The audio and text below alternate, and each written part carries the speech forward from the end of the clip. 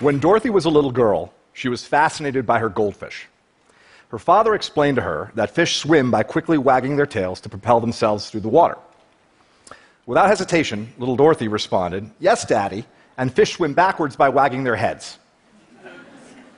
In her mind, it was a fact as true as any other. Fish swim backwards by wagging their heads. She believed it.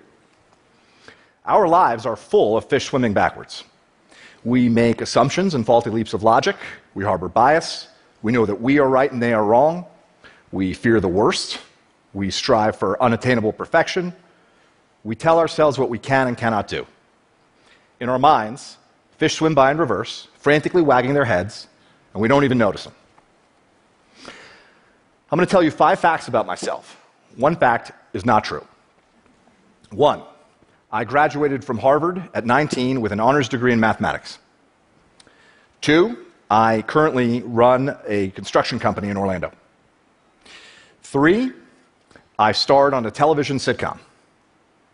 4, I lost my sight to a rare genetic eye disease. 5, I served as a law clerk to 2 U.S. Supreme Court justices. Which fact's not true? Actually, they're all true. Yeah, they're all true. At this point, most people really only care about the television show. I know this from experience.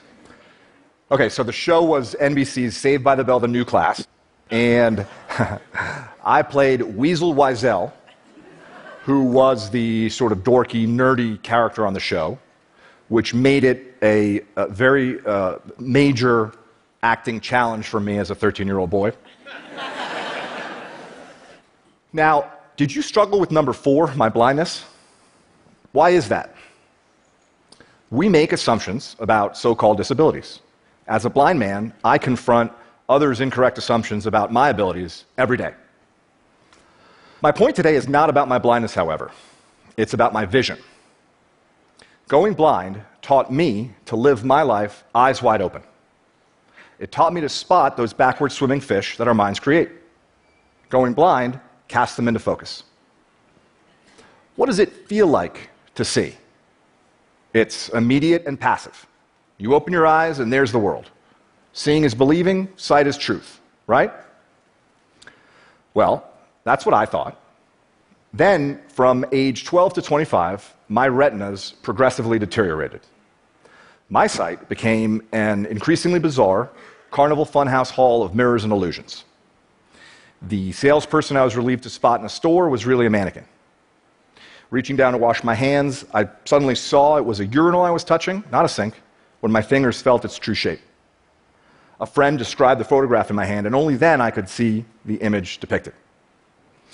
Objects appeared, morphed, and disappeared in my reality. It was difficult and exhausting to see. I pieced together fragmented, transitory images, consciously analyzed the clues, searched for some logic in my crumbling kaleidoscope, until I saw nothing at all. I learned that what we see is not universal truth. It is not objective reality. What we see is a unique, personal, virtual reality that is masterfully constructed by our brain. Let me explain with a bit of amateur neuroscience. Your visual cortex takes up about 30% of your brain. That's compared to approximately 8% for touch and 2 to 3% for hearing. Every second, your eyes can send your visual cortex as many as 2 billion pieces of information. The rest of your body can send your brain only an additional billion. So sight is 1/3 of your brain by volume and can claim about 2/3 of your brain's processing resources. It's no surprise then that the illusion of sight is so compelling.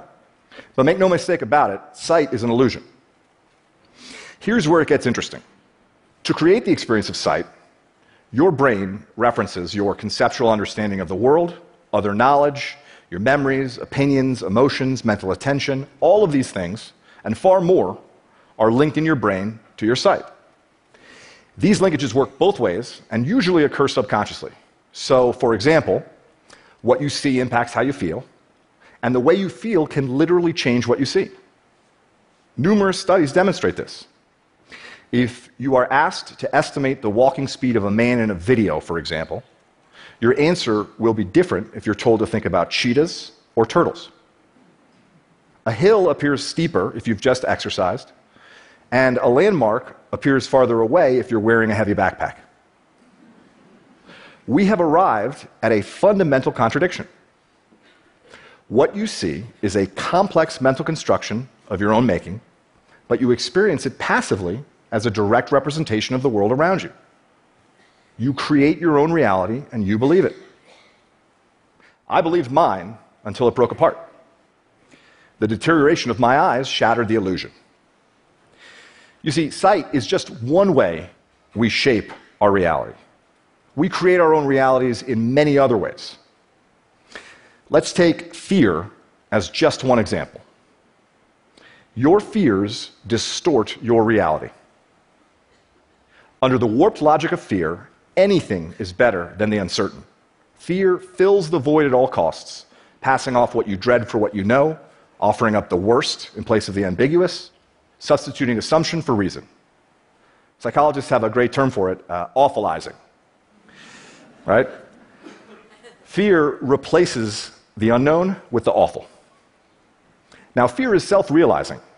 When you face the greatest need to look outside yourself and think critically, fear beats a retreat deep inside your mind, shrinking and distorting your view, drowning your capacity for critical thought with a flood of disruptive emotions. When you face a compelling opportunity to take action, fear lulls you into inaction, enticing you to passively watch its prophecies fulfill themselves. When I was diagnosed with my blinding disease, I knew blindness would ruin my life. Blindness was a death sentence for my independence. It was the end of achievement for me. Blindness meant I would live an unremarkable life, small and sad, and likely alone. I knew it. This was a fiction born of my fears, but I believed it. It was a lie, but it was my reality, just like those backward swimming fish in little Dorothy's mind. If I had not confronted the reality of my fear, I would have lived it. I am certain of that. So, how do you live your life eyes wide open? It is a learned discipline. It can be taught. It can be practiced. I'll summarize very briefly. Hold yourself accountable for every moment, every thought, every detail. See beyond your fears, recognize your assumptions, harness your internal strength, silence your internal critic, correct your misconceptions about luck and about success, accept your strengths and your weaknesses and understand the difference. Open your hearts to your bountiful blessings. Your fears, your critics, your heroes, your villains, they are your excuses, rationalizations, shortcuts, justifications, your surrender. They are fictions you perceive as reality.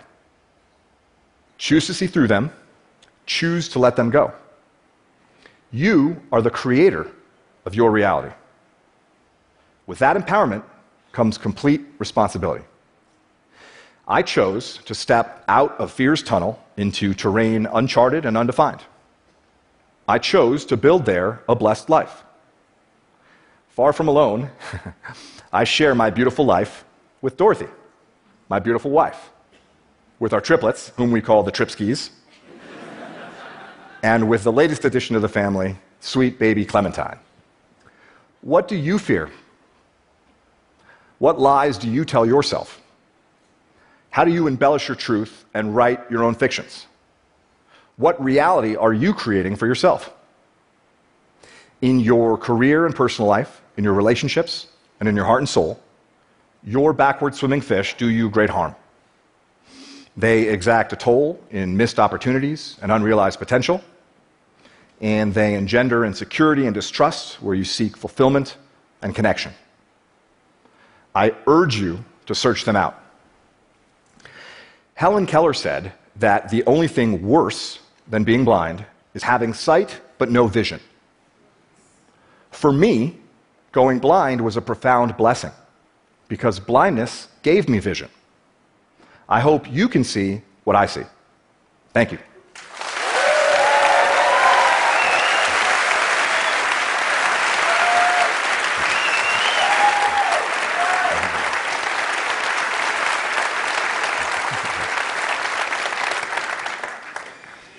Isaac, before you leave the stage, just a question. Sure. This is an audience of entrepreneurs, of doers, of innovators. You are a CEO of a company down in Florida, and many are probably wondering, how is it to be a blind CEO? What kind of specific challenges do you have, and how do you overcome them?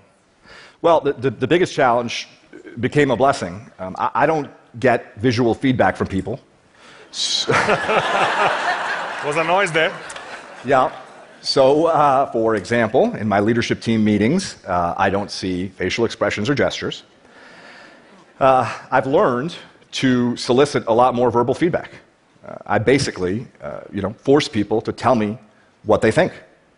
And in this respect, it's become, like I said, a real blessing for me personally and for my company, because we communicate at a far deeper level, we avoid ambiguities, and most important, my team knows that what they think truly matters. Isaac, thank you for coming to TED. Thank you, Până. Thank you.